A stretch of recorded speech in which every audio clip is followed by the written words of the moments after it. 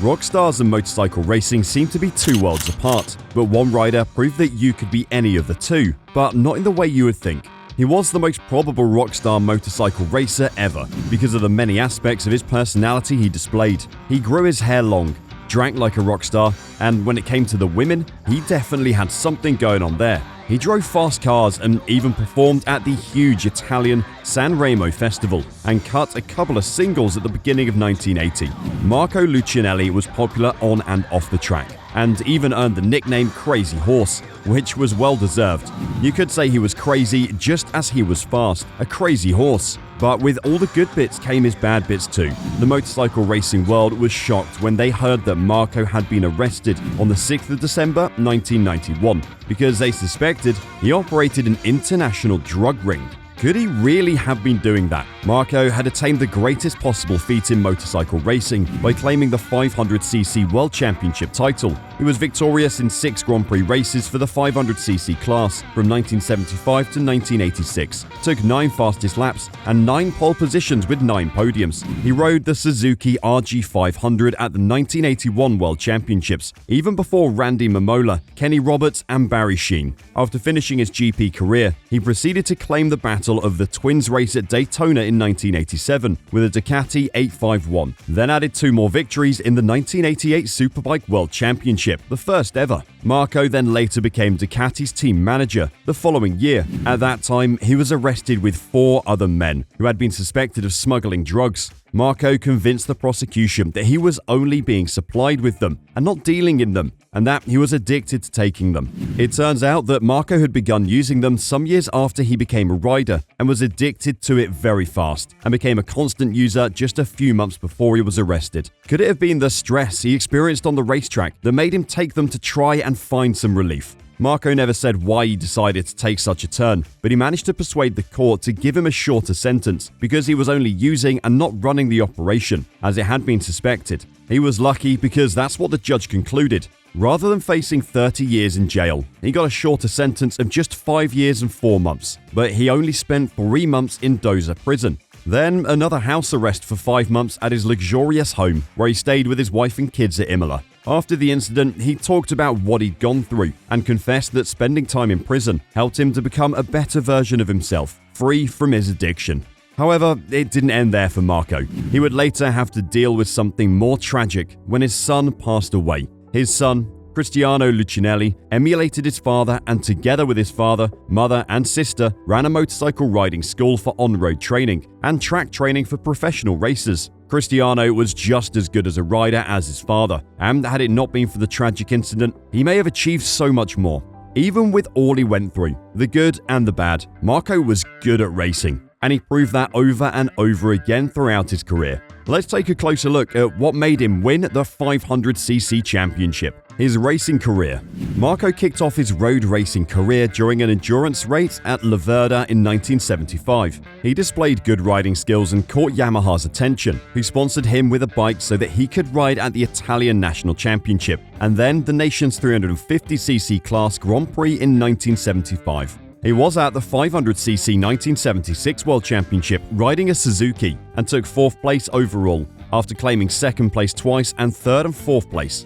After that, he earned his Crazy Horse nickname from his wild riding style that the fans loved. His riding style may have given him attention, but it also caused many crashes. He dropped to 11th place in the 1977 World Championship for the 500cc class with Yamaha. In 1977, the Castiglione brothers, who owned Cagiva, decided to sponsor Albert Pagani's Team Life. Marco was one of the riders with the best form on the team at the time, together with Perugini and Serigini. The team participated in the Grand Prix with the old Suzuki and Yamaha. The season was tough, and towards the middle of the season, the sponsor left, leaving the bikes with only the Cagiva elephant symbols. The team's only source of funds was Castiglione.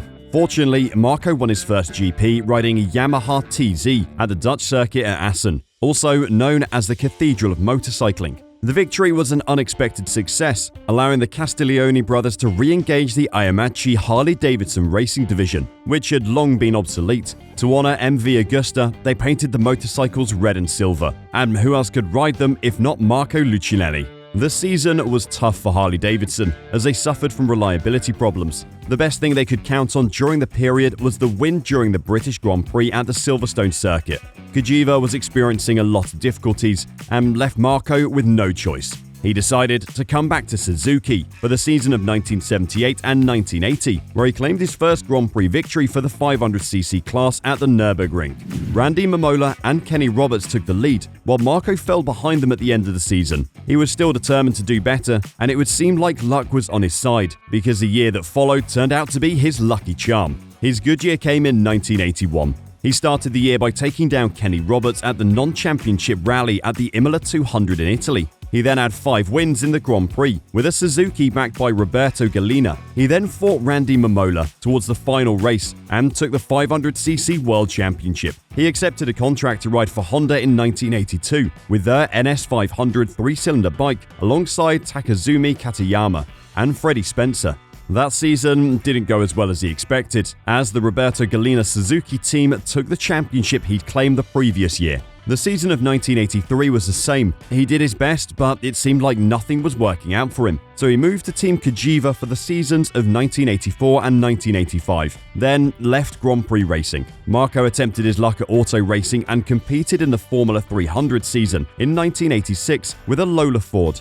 He raced a Ducati 851 in 1987 and won the Battle of the Twins race. The bike brought in a lot of expectations, and Marco worked together with Bordy on the development of the 851 Superbike. It finally made it to the tracks at Donington Park, and the race was memorable, with the first being won by Davide Tardozzi, and in the second one he fought Marco until the final lap, but while trying to cross him he went off the track. Marco participated in the 1988 Superbike World Championship and was victorious in 2 races, then moved to become the team manager for Ducati. He was later arrested in 1991, spent some time in jail and fought to keep his narcotics addiction under control. He retired from motorcycle racing and became a TV commentator on motorcycle race coverage for the Eurosport network. At his retirement, he'd attained 6 victories. Still, he returned in 1998 to participate in the 1,000 km Monza and the International Sports Racing Series opening while driving a Centenary. However, he never started the 1,000 km of Monza. He finished in 6th place overall in the International Sports Racing Series opening event. There were talks that he would come back as a team manager in the highest GP category in 2004, but he never did. His personal life. Marco Lucchinelli was born on June 26, 1954 at Bolano, Italy. He studied at a private school and later high school at Bolano. He likes to live healthily, and one of his mottos is that you must exercise every day and stay fit. When out, he likes to put on casual shoes and has a huge collection. His net worth. Marco is worth between $4 to $6 million. He lives a luxurious life and owns a luxury car and a massive bungalow. He spends most of his money traveling and enjoying all that he has made from his great racing career. His social media. If you want to catch up with what Marco is doing these days, his Facebook page is your go-to. He has over 30,000 followers and regularly posts about his activities. He mostly posts about motorcycle racing, and you'll find many of his pictures with current motorcycle racers and pictures of him taking autographs. If you're in for some laughs too, you'll not be left behind because he occasionally makes funny posts and videos where he rides bikes or just talks about interesting things.